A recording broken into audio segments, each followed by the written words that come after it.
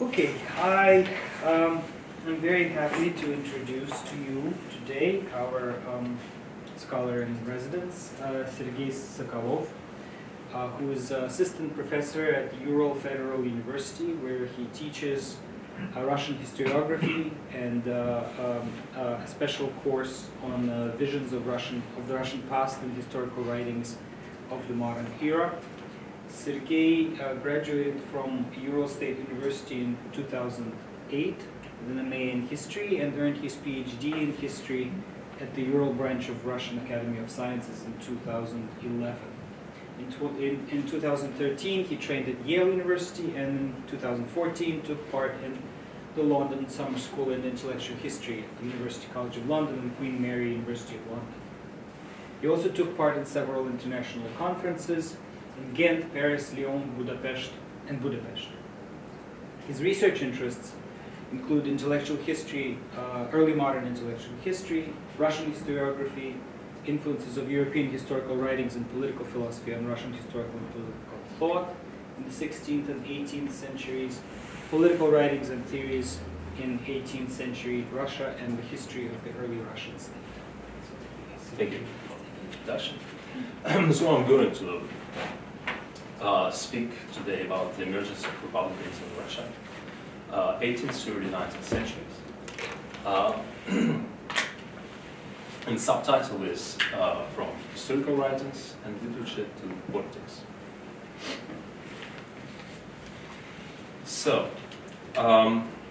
it's not usually noticed that Russian democracy was born far earlier than Russian monarchy.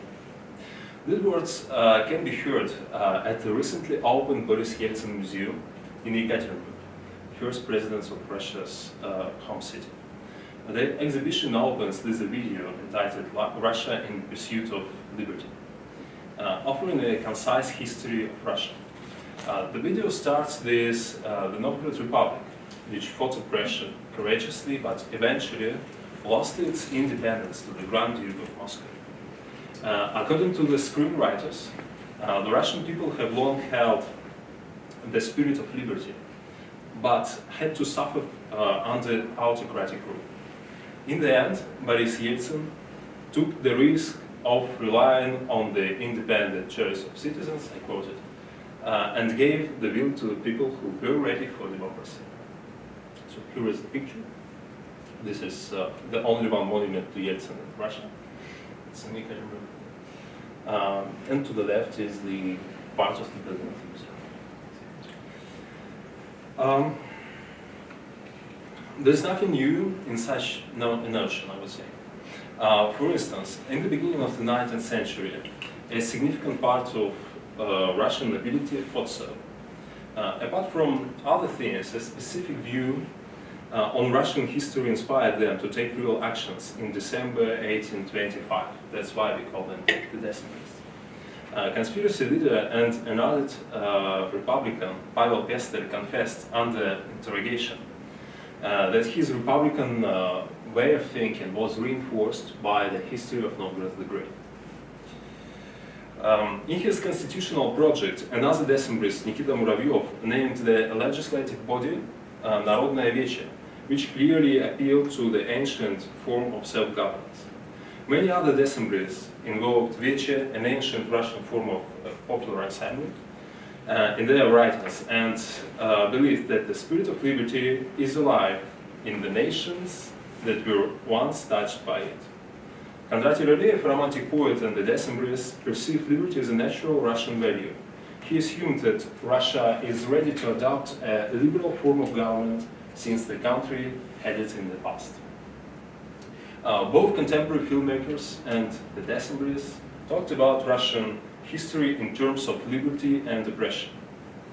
When and how this became possible are the two main issues this paper deals with. A struggle against tyranny is one of the key Republican concepts, and as such deserves, I think, more attention. Intellectual historians in the West usually link it to republicanism. However, their studies have largely been restricted to the early modern period and to the Anglo-American world, and to a lesser extent to France, Germany, and Poland. it has long been thought that only the philosophy of the Enlightenment and early liberalism strongly influenced the Russian political dissenters in the first decades of the 19th century. And only a few works have recently been published to change this notion and to build up more elaborate picture of Russian intellectual life in the 18th, early 19th century. There was a little, if any, comparative political discussion in Russia before the 18th century. Neither medieval chronicles nor early modern authors could imagine something different from the existing form of government. The former had the idea of corpus praetorum, and the latter saw the non-monarchical regimes as temporary and not approved by God. Only the case of the Novgorod Republic might have changed the official version of Russian political history. But indeed the result of the examination of this last hope is slightly disappointing. So, the Novgorod Republic. Occasionally the chronicles of Novgorod regarded the Novgorodians as free people. Вольные мужи новгородские. Official chronicles of other princedoms reluctantly admitted that Novgorod enjoyed a kind of sovereignty, although the Grand Duke had the supreme power. Since Novgorod preserved its ancient freedoms and held some traditional rights, the Russian medieval chronicles took it for granted and did not reflect on the issue. It is also significant that the Novgorodians themselves did not provide us with any kind of reflection or conceptualizing of their freedom, of their liberty. At the end of the 15th century, the Moscow Chronicles put forward an idea that the Novgorodian way of governance is not in compliance with divine law. At that time, the Muscovites advised on the region and finally took over Novgorod in 1478. Once Novgorod was forced to surrender to Moscow, the victorious side rewrote its history, and the citizens were branded as traitors of the Grand Duke. At the turn of the 16th century, a new version of Rurikid history was built up. It's called The Tale of Princess of Vladimir.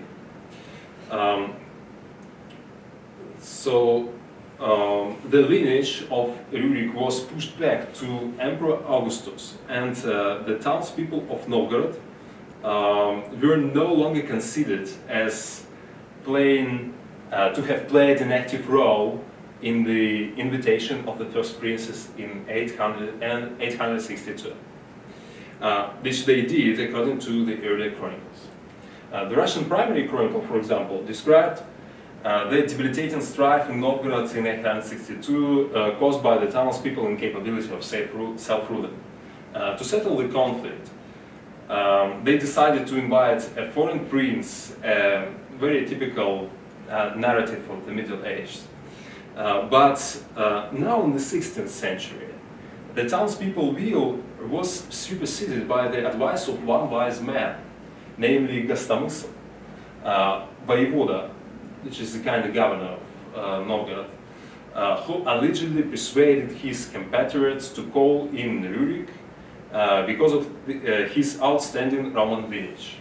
So these are the words of the tale.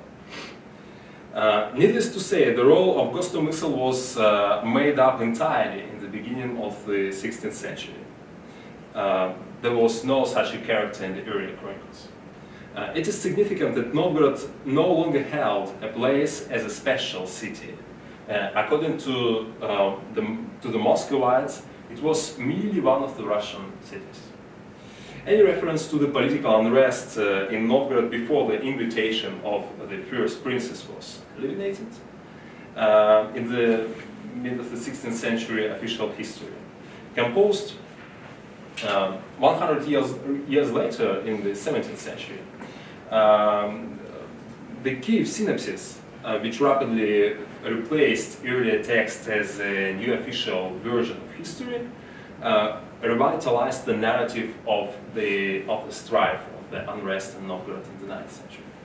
Gostomysl was portrayed as the Duke of Novgorod, and his death resulted in the great strife. In this new version, the unrest was sparked off by the disagreement among Novgorodian people on the new ruler's candidacy. It had to show the reader that any dynastical problem might lead to a crisis, so you'd better follow the will of God and the traditional rules of inheritance.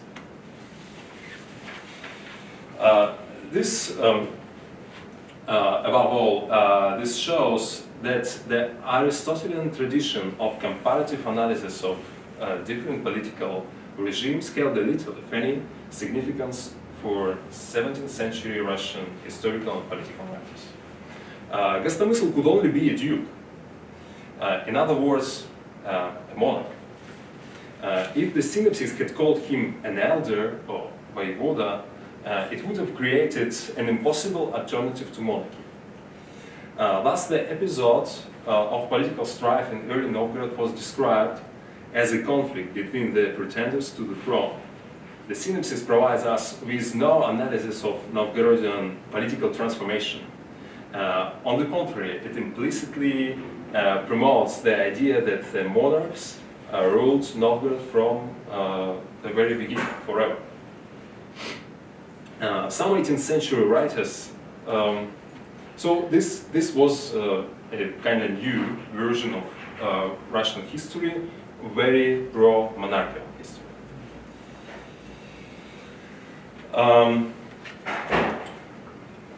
Let's go to the 18th century. Political language remained mostly religious until the end of the 17th century. At the turn of the 18th century, great changes happened in the course of Peter the Great reforms, and Russian thinkers started adopting a new secular political language, largely based on natural law theory and Greek-Roman texts. This new language was more comparative, at least it supposed that different forms of government could exist. Under these new conditions, traditional, religiously justified monarchy was reinforced by secular arguments. According to Archbishop Feofan Prokopovich, monarchy was the best option for Russia because of its large territory. Only tiny countries and city-states could possibly have a republican government. Large countries could only be protected by the means of monarchy. 50 years after Feofan Prokopovich, Catherine the Great wrote, reflecting on the 1730 crisis, she wrote, if your government is transformed into a republic, it will lose its strength. How would you like it to become, with your beloved rules, victims of a Tatar horde and to fall under their yoke? Do you hope then to leave these amenities and in comfort? So history was crucial to supporting these secular arguments. Prokopovich didn't perceive a republican government as a real threat to Russia. For him, the country seemed to be in imminent danger of restoration of aristocracy. He believed that Russia had already been plunged into chaos by aristocratic rule early in its history. The first time when it happened was during the age of fragmentation, which marked the collapse of Kievan Rus. Then aristocrats came to power in early years of Ivan the Terrible, and later in the time of troubles. Vasily Tatishev, who knew Prokopovich personally, also he considered his thought to be a kind of first historian of the 18th century, wrote a very extended history of Russia. So Vasily Tatishev, who he knew Prokopovich personally, and he followed some of his ideas, and also warned against aristocratic rule, invoking historical examples. But he wrote on the Republican threat as well, describing the fall of the Novgorod Republic he didn't miss a chance to preach a sermon on the evils of the democracy that the Novgorodians were so audacious to establish. As a result, the government was destroyed and Novgorod was conquered by the Grand Duke. Some Russian writers firmly supported the idea that every republic is weak and incapable of defending itself. Such a conception was introduced in Europe at the turn of the 18th century. Many European thinkers believed that a republic could only be a commercial state and therefore small. Commerce is not that bad, of course, because it softens morals, it helps raise economy and technology, but at the same time, commerce is based on self-interest, which encourages corruption and opposes civic virtue and military strength. Reflecting this view, Fyodor Amin, literary and historical writer of the mid-18th century, wrote, common rule was established several times in Slavic lands, but this could not last long, as people were rough, prone to war, and accustomed to looting. How could these people be satisfied with common rule, which cares mostly about its own peace and fears military brutality? Classically oriented, there was another approach to the republics. Classically oriented republicans like Machiavelli or 17th century English thinker James Hamilton took an absolutely different approach. They believed that the republic is first of all the union of virtuous people. Each republic must be bellicose, and people must be ready to protect their freedom in war against either domestic or foreign foes. It was a conception of a republic of swords with ancient Rome as a paragon. Like Rome, such republic could frighten its enemies. Like the 400 Spartans, people of such a republic could desperately fight even if the situation is completely helpless. The characteristic militarism of classical republicanism linked virtue and a peculiar political system that allows an individual to live a decent life as a free citizen. The power of republic is maintained only by its own extraordinary virtue. A decent citizen must be a landowner, otherwise he has no sense of flattery. Machiavelli applied this conceptual model in practice when he made an attempt to organize a civil militia in Florence. Later, by the way, Simón Bolívar in Latin America took such an approach that allows marking his views as Republican imperialism. The contradictions between classical and modern approaches to republics were to the extent settled further in the 18th century. Montesquieu believed that a commercial sense of state could replace ancient virtue in modern countries. In a way, later, Benjamin Constant summarized this new approach, writing of two liberties, collective ancient and individual modern. This paved the way to perception of a businessman as a decent citizen. It gives an opportunity to each country to learn modern virtue, since the predominance of landowners was no longer considered mandatory to maintain the republic. The leaders of the American and French revolutions endorsed those ideas, which gave them more arguments in favor of their actions. It might seem that Republican ideas in Russia had no domestic grounds. Indeed, Russian political thought remained weak and secondary to European thought during the 18th century. And no real political tradition pre-existed to support a Republican way of thinking. At this point, historical writers, I think, played a significant role and managed to invent a European-like political history for Russia. Potentially, the history of Novgorod provided a chance for a wider perspective on governance in Russia, but this chance could have not been taken while the city was deemed weak. It is significant that whereas writers like Radishchev or Catherine the Great took great pains to persuade the readers of Novgorod's weakness and instability, some others insisted that the city was incomparably powerful and military capable. In the 17th century, some Novgorod chroniclers and Ukrainian writers declared that early Novgorod was a great power of its time. To prove that Novgorod was incredibly strong, the synopsis even quoted a fake saying allegedly popular in medieval Novgorod. It says, "Who can stay or dare to be against God and Novgorod the Great?" Awesome saying. Novgorod, according to the synopsis, posed a major threat to its neighbors.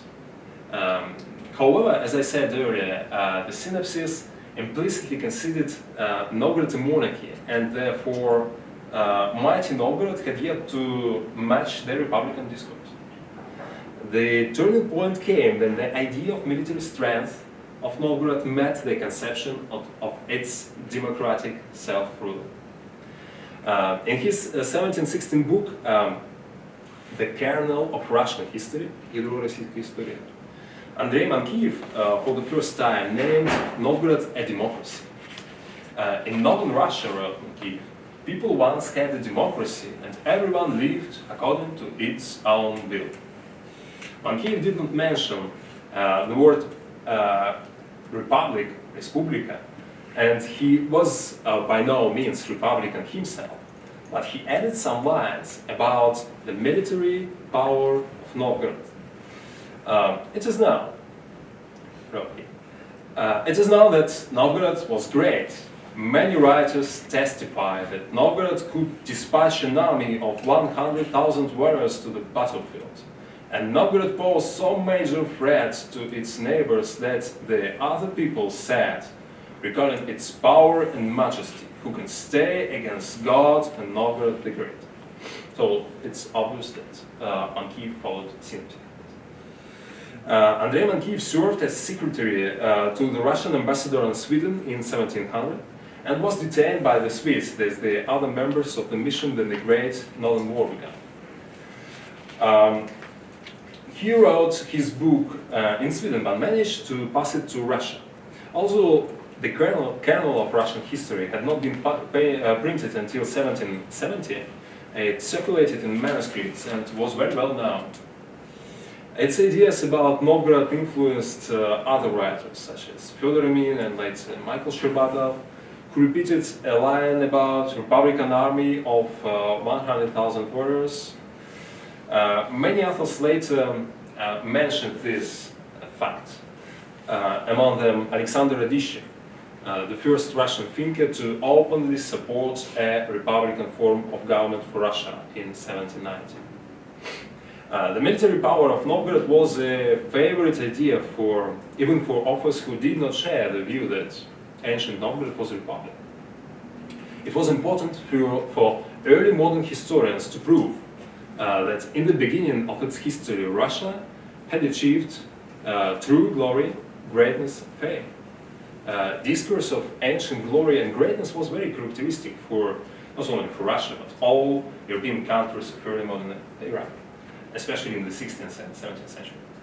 Many national histories were pushed back to Greco-Roman time.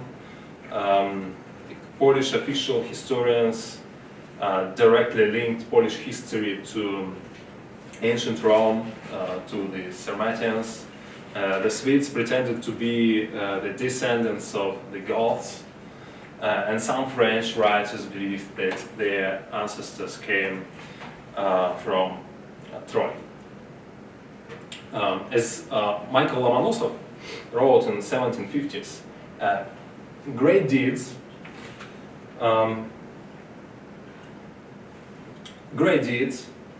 give an advantage. Knowing them, everyone who can see in Russian history deeds and heroes equal to Greek and Roman will have no reason to belittle us. Furthermore, Lomonosov assumes that Russian deeds were somehow equal to those of the Romans. So not only Lomonosov, but virtually every educated Russian was quite familiar with the history of ancient Greece and ancient Rome. Greek and Roman writers provided them with examples for explaining national history and gave a pattern to follow for the modern historians. Russian historians were especially inspired by Roman history with its astonishing turning point from republic to monarchy. Furthermore, in seeking analogies between the Russian and Roman past, Russian historians would have been easily understood by their European colleagues. 18th century Russian intellectual elite was absolutely pro-West. Since Roman writers were considered as a kind of paragon, Russian history had to be adjusted to meet the pattern. I would say that in the 18th century, the name of the Novgorod Republic was first emerged not as a symbol of liberty or a part of the political discussion, but simply as a means to make Russian history similar to Roman and therefore glorify it. Another major reason for speaking about the Roman Republic was that 18th century Russian writers learned their vocabulary of forms of government from classical history and tried to apply it to Russian history. So some events in the Novgorod's history helped reach that goal. The struggle in Novgorod before the invitation of Rurik and soon after might have seemed as a fight between republicans and monarchists. According to 18th century historians, Novgorod was torn apart by such civil strife. This was classic Roman narrative. Russian writers usually draw the conclusion that civil strife in republics led them to collapse, which means that monarchy is better. It is also significant that some political institutions of Novgorod began to be thought of in kind of Roman style. Veche, for instance, was considered as the Senate. There were even more elaborated ideas, like Catherine the Great Secretary Ivan Yelagin stated that Novgorod included three forms of government: aristocracy, democracy, and monarchy. So it's necessary to say that the emergence of the idea of the Novgorod Republic was not initially connected with criticism of Russian monarchy. Those who wrote on this question in 1760s, 1780s expressed their loyalty to the monarchy and tried to prove that it is the best form of government for Russia. In other words, talking about a republic did not make republicanism possible for Russia or compatible with the country. To meet Roman Republican canon, Russian writers desperately needed heroes who stood up for liberty. Such heroes were to be closely akin to Marcus Brutus, Marcus Cato the Younger, or Marcus Cicero. All of them fiercely fought, as you obviously remember, against Julius Caesar for the Republic. For Russian writers, the choices were not that abundant, and out of the scarce options, two people were picked up to be Republican heroes. The first one is Vadim the Brave, or Vadim Novgorodsky. His name appeared for the first time in the 16th century Nikon Chronicle, which just said Rurik had killed Vadim the Brave and his allies. That's all. Apparently, the Chronicle saw him a kind of rebel, but gave no further details. Gradually, these little episodes evolved into a big story of a Republican hero who struggled against oppression. In the mid-18th century, Michael Lomonosov called Vadim a man prone to a Republican rule. Fyodor Amin believed that Vadim urged his compatriots to overthrow the yoke of Rurik. Such writers as Michael Sherbatov and Gerhard Müller followed this way. Since then, Vadim was no longer regarded as a rebel. His new role was remarkably anti-tyrannical, as another author, Johann Strutter, the author of a schoolbook, by the way, wrote, "It is not a surprise that people hitherto accustomed to be free were not keen to change swiftly their political system. Vadim was one of the leaders of the rebels. He struggled for liberty along these like-minded people, but the uprising was put down and Vadim was executed. This atrocity committed by the new monarch frightened the Novgorodians, and many fled Novgorod for Kiev."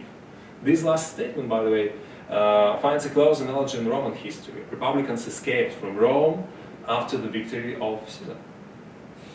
The culmination was reached in the Yakov Knyazhnin's tragedy, Vadim of Novgorod. Knyazhnin was close to the court and probably never meant to question Russian monarchy.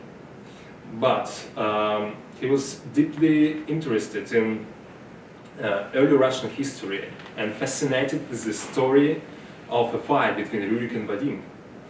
He wrote his tragedy just months before the outbreak of French Revolution and was cautious enough not to publish or put it on stage. The conflict between Rurik and Vadim in the tragedy clearly followed the logic of the conflict between Caesar and Cato, a Republican idealist against a powerful military commander. Knyazhnin even heightened the conflict by describing Rurik as an almost ideal ruler. Struck by Vadim's moral dignity and virtue, Rurik offers him a crown, but Vadim refuses. He does not want to be a monarch. His goal is to preserve the republic. Thus, the struggle of pretenders had been turned into the struggle of principles. Like Cato, Vadim commits a virtuous suicide when it became clear that Rurik is taken over. Vadim and his followers could not stand the loss of liberty. For them it seemed terrible that there is a man in the world who possessed their freedom, life and honor. In 1791, Knyazhnin died, and soon after his tragedy was published. As soon as the courtiers had read the text, the whole print run was doomed to be destroyed, and significant efforts were made to find and confiscate sold books. A monarchical response to Knyazhnin came soon. Michael Heraskov wrote a drama entitled The Tsar or Novgorod Saved, Царь или спасенный Новгород. In his drama, Heraskov sought to give rebuke to the rebels, showing their uprising against Rurik as similar to the French Revolution. Regardless of the fact that the rebellious Novgorodians were full of numerous sins, according to Heraskov, they committed atrocities and massacres, desecrated shrines and got drunk regularly. Rurik did not manage to get the victory in the battle. The Novgorodians, dedicated to the chimera of liberty, so fiercely defended their city that only the intervention of heaven brought an end to the battle and gave victory to Rurik. Even criticism of republicanism was not supposed to question the glory and greatness of the early steps. So, I'm going to the conclusion. But from Vadim, Russian writers found only one more hero. This was Marfa the Mayoress, Marfa Varetskaya, who, according to some chronicles, led the Novgorodians in their 15th century confrontation with Moscow. Marfa was not positively portrayed by 18th century historians because of her alleged inclination to Catholicism. But in the very beginning of the 19th century, historian Nikolai Karamzin made Marfa into a hero similar to Vadim.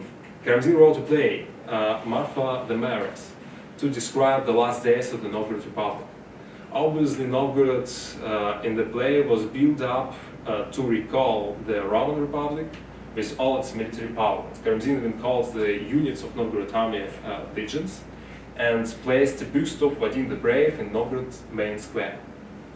A remarkable scene is the negotiations between Marfa and an ambassador of the Great Duke, which allegedly took place before the final battle.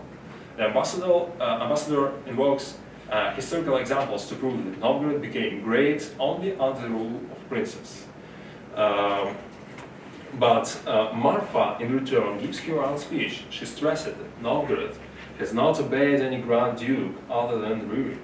She believes that the wealth of Novgorod is a result of republican form of government for its free status. And if the Novgorodians lose liberty, poverty will be the punishment for the citizens who could not keep up the heritage of their fathers. Finding no common grounds, two enemies attack each other. This battle between republican monarchy turns extremely fierce. The two and closely resembles the battles of Pharsalus and Philippi in Roman history. Unlike earlier writers who presented Novgorod's army as a crowd and easy to defeat, Karamzin portrays a fight between equally well-organized enemies. Muscovites were set to fight for their honor, and the Novgorodians for honor and freedom. Novgorod is committed to its republicanism till the end, and the Grand Duke of Moscow, winning the battle, grants his mercy for all enemies apart from the enemy leader, Marfa. Before her execution, she exclaims, "I am dying as a citizen of Novgorod." By the way, this marks a stark difference between Knyazhin's Vadim and Karamzin's Marfa. Vadim acts virtually like a Roman Republican, and he said, "I do not have a patria or compatriots anymore," while committing suicide.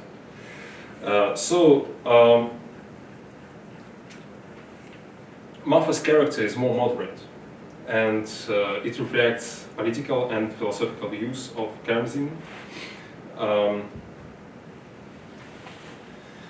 While Karamzin endeavored in vain to ease the conflict between Moscow and Novgorod, the Decembrists took a more radical approach. They pointed out that the fight between Moscow and Novgorod was the fight between freedom and oppression. The radicalism of Decembrists presented an alternative to the moderate approach of Karamzin. So, the Decembrists, for instance, romantic poet Raevsky, mourned the fall of Novgorod and Pskov republics. Their names shine like gold, wrote he, or God like Marfa, Vadim, were dead. So historical arguments allowed for harsh attacks on Russian monarchy, blaming it for slavery, injustice, and despotism. All these phenomena were seen by the Decembrists as unnatural and alien to Russia, since in its history existed a period when the country was free from oppression of any kind. The Decembrist Michael Muravyov, in his address to the soldiers, blamed the invasion of Tatars, which had brought the Eastern values to Russia. Thus, Russian monarchy was a kind of orientalized. Russian autocracy, hitherto seemed natural for the state, was considered now came from the East. It means that after the fall of this alien regime, republican values could be re-established without compromising the greatness and power of the country. This way of thinking became possible due to the complex process of inventing a great national history similar to the history of Rome. The concept of Republican Novgorod emerged from a few phrases in Kiev's treatise to become, by the beginning of the 19th century, a commonplace in the Russian political thought. Thereafter, from the matter of pure theory, a Russian republic had become, at least for part of the Russian elite, a reachable goal, a system which could compete with the monarchy and which, being in compliance with national culture, could be implemented here and now.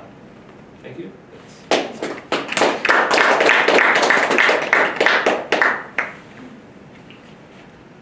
Questions? I have actually a quick follow-up question.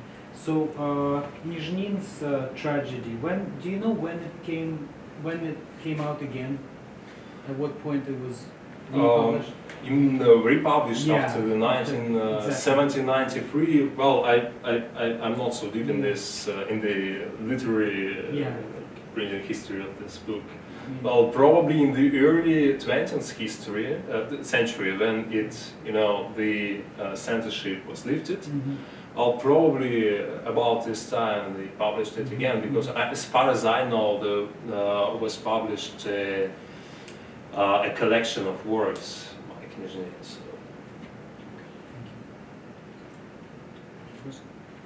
I realize this is an intellectual history that concerns only a tiny layer of Russian elite, but I was wondering whether you could locate socially or geographically, those ideas.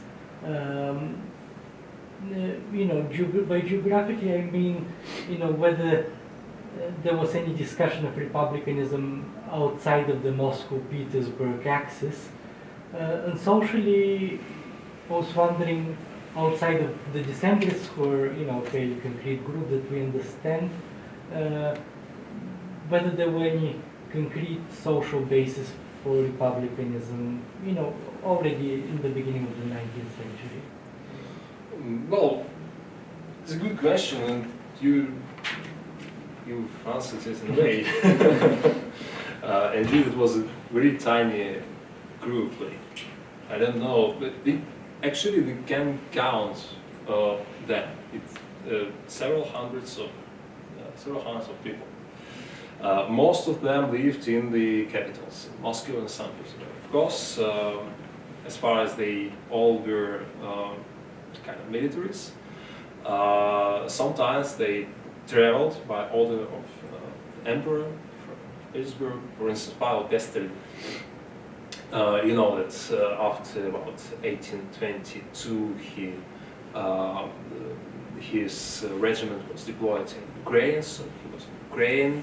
And they influenced, of course, the local elites in Ukraine and in Belarus somehow. I didn't mention Poland. Poland was a part of Russia at the time, and in Poland the situation was completely different because they had a kind of republican prehistory. So Rzecz Pospolita, which is Polish-Lithuanian Commonwealth, which is a kind of republic. This recently been published a book about Poland republicanism in the 18th century, and it's very, very different questions. So Poland is another, in terms of geography, it's another territory with kind of republicanism views of the. And in Novgorod itself, those notions that... No, Novgorod was a very provincial town. It was very small, very, calm. Nothing. I still listen. And I have a question. What is interesting to me is how far, as I understand, there is a big difference between these ideas of republicanism and actually liberalism. They're completely different things. The concept that was recently described as a illiberal democracies, which seems to me the case. And how come that well, the question is, as we know, Russian intellectual history, especially 19th century Russian intellectual history, the center of it is a opposition between Westernizers and Slavophiles. And I want to understand how this collision, republicanism and monarchy, is positioned towards this, this discussion between Slavophiles and Westernizers, and how comes that who said that? Well, Decemberists,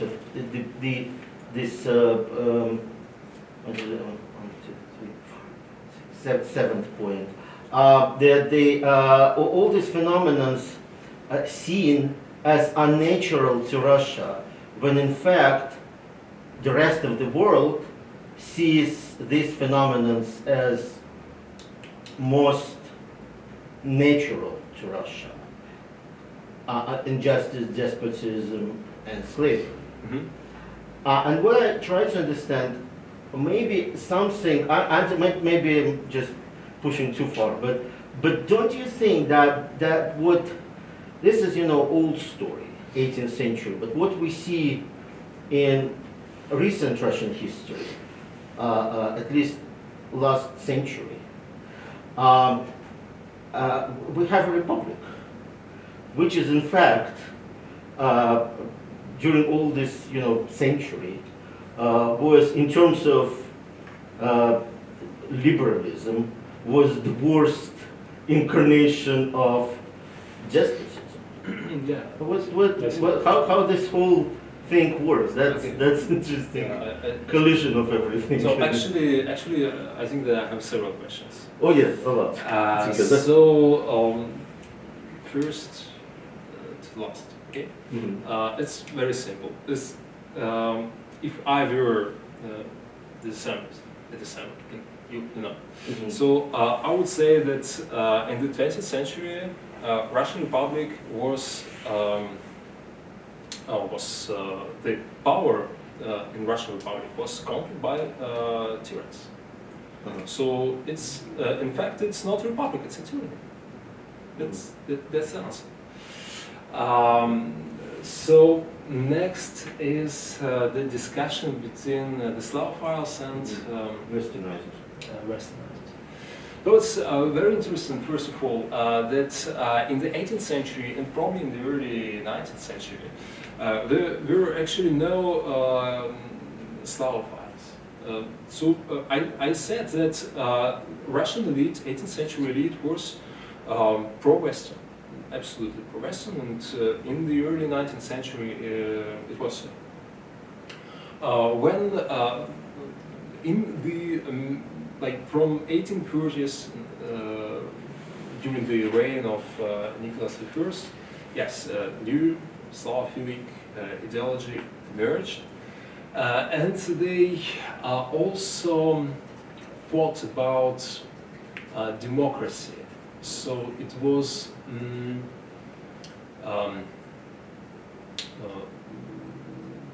Khomykov, probably Khomykov and Aksakov. They were thinking about the ancient Russian democracy, and they found it very good. That it was such a period of Russian history and they had democracy. So they were, in some way, they inherited the ideas and the views of the 18th century and early 19th century historiography. They were quite familiar with this the issue. Republicanism and liberalism, very good question, fantastic question. I expected this question. So, indeed, there is subtle difference, probably not subtle, between liberalism and republicanism. As far as I understand it, and well, I'm basing my views on Quenta-Skinner approach. Two key points are characteristic for republicanism. First, liberty. In its ancient sense, as a liberty, as a freedom from slavery. And another thing is virtue. Virtue is a unique, a capability of citizens to protect themselves. So these are two main points. And liberalism also, of course, it deals with it, has a lot to do with this. Liberty, freedoms, different kind. So there is a difference. And well, by the way, it's interesting, very interesting points. Here, the Decemberists, pure Republicans, or they were affected by liberal ideas in some way. I think that they were affected because liberalism emerged about the turn of the 19th century, probably a bit earlier. So their views were kind of mix of pure republicanism and new conceiving liberalism. So, anything else? So pretty much. Okay. Yeah, I wanted to ask two questions. So first, I wanted to ask, and this is kind of related to your question, is if there were any people among the elite who believed that all of these institutions were natural to Russia, but they were unnatural to Russia, yet we should still implement them in a way that maybe we need to change Russia. Like that kind of attitude, as opposed to saying, in order to justify this, we need to fight off the criticism that these are Western ideas. And people saying, well, actually, we don't need to fight off that criticism. Let's go for it, even though it's completely unnatural. And then my second question would be if the history of the Cossacks played any role. I know at least in Ukrainian national history it's a huge thing of, oh, democracy is natural to Ukraine because of the Cossacks. And I know the Russian Cossacks, or the Don Cossacks, have a different role in Russian history, but I was just wondering if that was discussed. I think two more quick questions. So, again, I'll start from the last one. Yeah. That's very. It seems very interesting to me that in the 17th century, an official history of Russia was written in Ukraine. Synopsis, Kievsky synopsis. So it became kind of national history in the 18th century, and it was a school book. Throughout all the 18th century, it was published more than 10 times. So, at the turn of the 18th century, Ukrainian elite influenced Russian elite in Moscow a lot, because that they had close relations with the Western culture, Western ideas, and they served kind of intermediaries to Russia. So I can't say exactly about the Cossack elite of the 18th century. In the 17th century, I know that for sure, that they tried to, they didn't, I have no examples of kind of Republican way of thinking of the Cossack elite. They didn't reflect on these questions in the 17th century, that's for sure. They were busy doing that. So in the 17th century, they tried to introduce themselves as a part of the Russian world. So they are two Russians. They shared the common history. That's why synopsis was so popular. In the 18th century, they struggled for being incorporated into the imperial elite. So they also didn't think that much about Republicans that didn't need it. So that's the answer for the second question. First question is a good question about the major part of it, yes. About its why didn't they not overthrow the emperor if his power is unnatural to Russia. Well, actually, these ideas I'm talking about, they were shared within tiny group of people. Again, 200-300 probably. That's all. So most of the elites, they were pro-monarchical. They deemed this views kind of heresy. So most of the writers, to save time, I just didn't talk about their views. But there was a strong pro-monarchical line, I would say a bottom line. Russian historiography. So they try to prove that monarchy is good, natural. It's the glory of Russia. So that's probably the answer.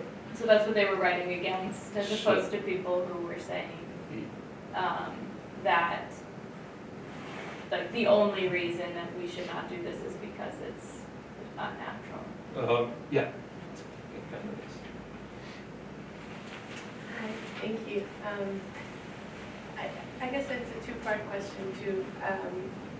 I'm wondering, maybe the answer to this is just no, but do you know if they were aware or reading at all about the English Civil War, which was happening about a century earlier, and like the levelers and the diggers, you know, who were fighting the loyalists and had sort of similar.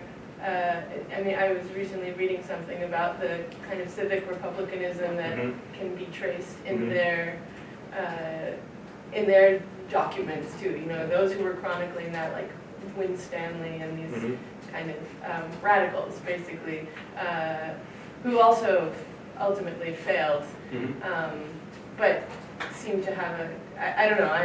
I wonder if you know if they were aware of that and if you have anything to say about that. And I guess the second part is related to the question of liberalism and republicanism, and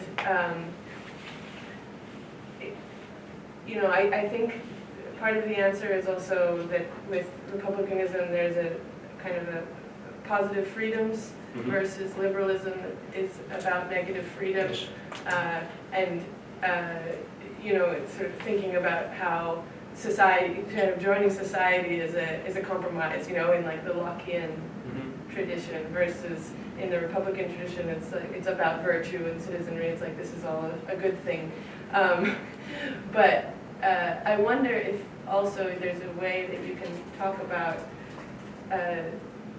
any connections you see then to eventually communism and socialism arising. If there's any,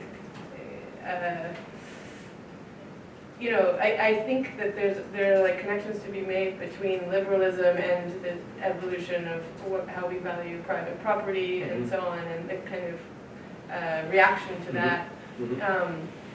And so I don't know if you could talk at all about some of these connections. That would be great. Okay, thank you. Well, yes, actually, I know something about relating to your first question. Okay. I also didn't include it in terms of the paper because it take too long. But at least two of historical writers were well aware of English Revolution, and first was by the way Andrei Marquis, who wrote in Swedish Captivity. But well, he knew actually that there was a kind of republic in England in the mid-17th century. And another one is Fyodor Emin, who wrote in the 1750s, 1760s. And he even had a kind of discussion about stance on the issue. So he was discussing the different types of republics. The first is commercial, and second is republic of swords, the virtuous republic. And he thought that actually there is only one in the world. There is only one republic, apart from the Roman Republic. It's England, modern England. He believed that England is the real republic in the 18th century, and that is a good example of so-called republic of swords. So that's his thought about this. Well, the second few questions is tough for me. So, well, actually, I think there is a kind of evolution of liberalism, and from in liberalism we can, we can detect some, well, traces, points of the future socialism, but I'm not that probably deep into the question to talk about it, as an expert. So I would I would abstain if I can. Okay. Okay. Yeah. So I apologize if you said anything about this at the beginning of your talk, which I unfortunately missed, but I was wondering if, there's a far more famous connection between Russia and the Roman Empire that we're all taught about, namely the Third Rome. The idea that Moscow has inherited this mantle from Rome and Constantinople. And I'm wondering if there's any crossover of these ideas between Moscow as the Third Rome and trying to create a Roman-like legacy for the history of Russia. Yeah, that's another one very good question.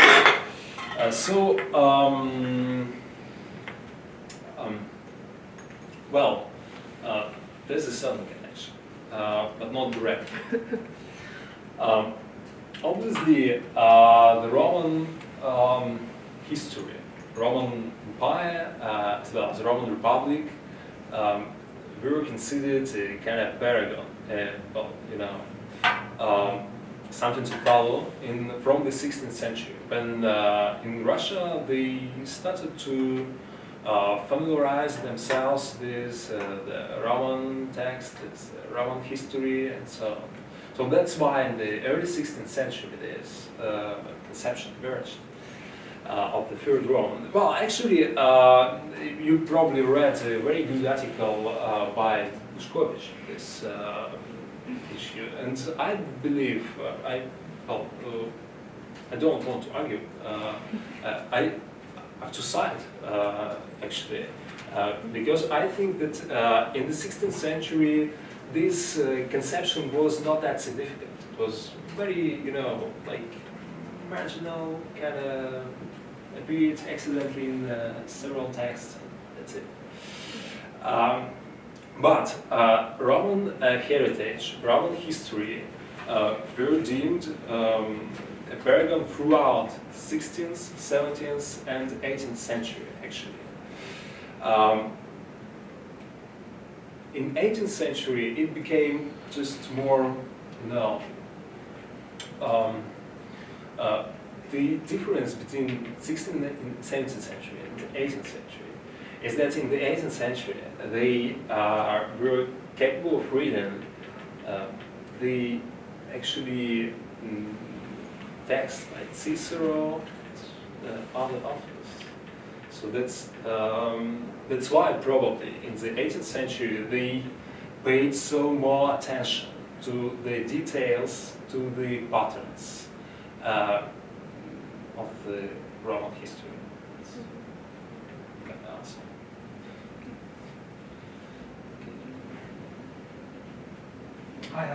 I have another question, and I guess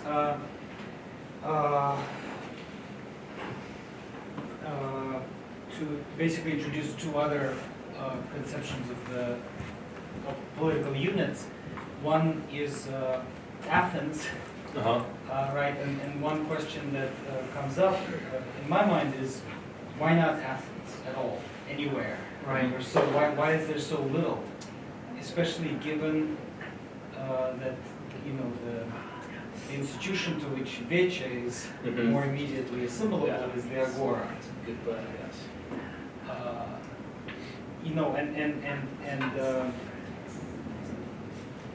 So there are various ways in which one could reply to that. Obviously, size helps, right? The idea of an empire, right? Yeah. May also be another one.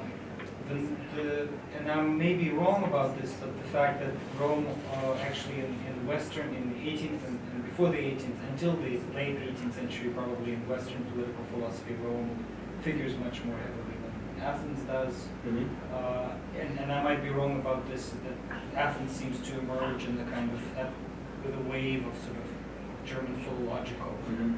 Mhm. kind of influence on humanistic thought. Mhm. But I guess I was wondering, is there Athens where, if at all, and if not, then why not? And then the other one that I had, the other question that I had was about the, I guess I was thinking about the continuation of some of these debates further on into the 19th century. And one echo that I was thinking about was a debate between Herzen and Turgenev, in which Herzen's emphasis was on the peasant commune, Mhm. Yeah. famously, Mhm.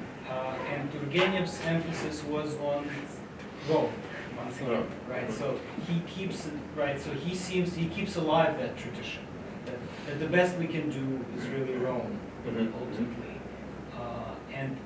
And so one question that I had, and I know that the Slavophiles came up, right, and the peasant commune emerges, of course, Mhm. in that context. I guess what I'm wondering about is to what extent does it later on, and maybe this is another unfair question, but to what extent does it later on enter into, in addition to the Turgenev-Herzen exchange, Mhm. enter into debates about the relative advantages or disadvantages of various kinds of political systems, and whether or not the idea that one could construct a political system on the basis of a peasant commune represents another model for democracy, right? Or for republicanism would not be appropriate here, but rule of the people. Right. Yeah. Actually, good question. Questions. Athens first. I also kept it in the dark because it's not a long talk. Yes, they wrote some about Athens, about its history, and tried in a way to see the connections between Greek history and Russian history. Especially, it was popular in the 1760s, probably 1750s.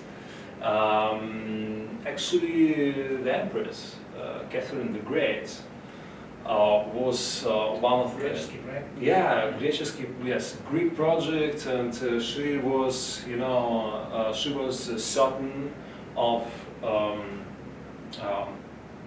the Greek, of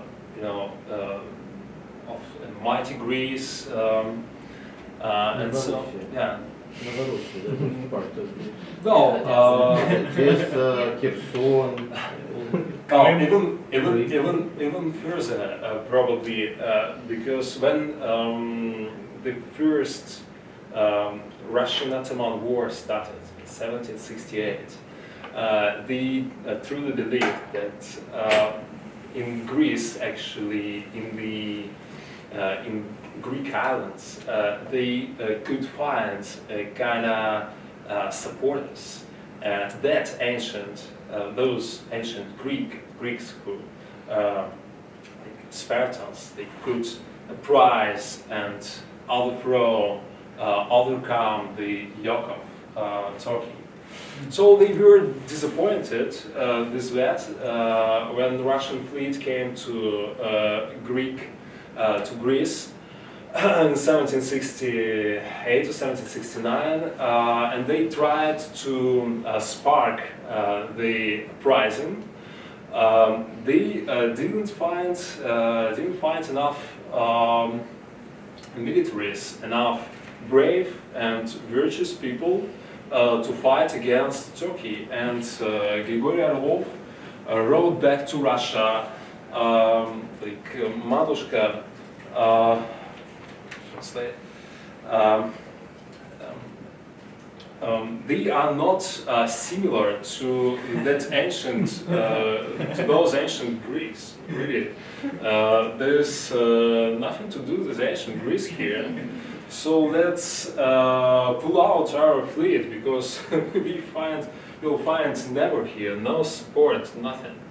So, but Empress, she ordered him to stay, and he tried again and again, and failed eventually.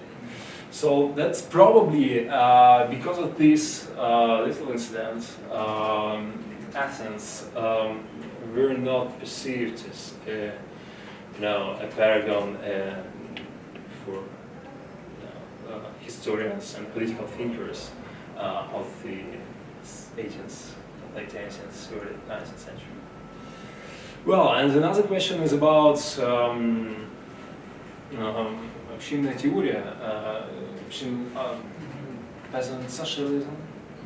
So commune, yeah. Well, in a way, as I told, answering another question, in a way, these communist, democratic theories of the 30s, 1830s, 1840s, they followed or developed that Republican idea, an idea of virtuous people of Novgorod, democracy of Novgorod, and so on. But they kicked off the, just removed any struggle for liberty, which was really really natural to the Russian thinkers of the early 19th century. So that's probably the difference between these two approaches. And I just actually can't follow the discussion into the 20th century. I don't know, but well, I think it's completely different in the 20th century. So of course there were some ideas about ancient Rome, and it's the same.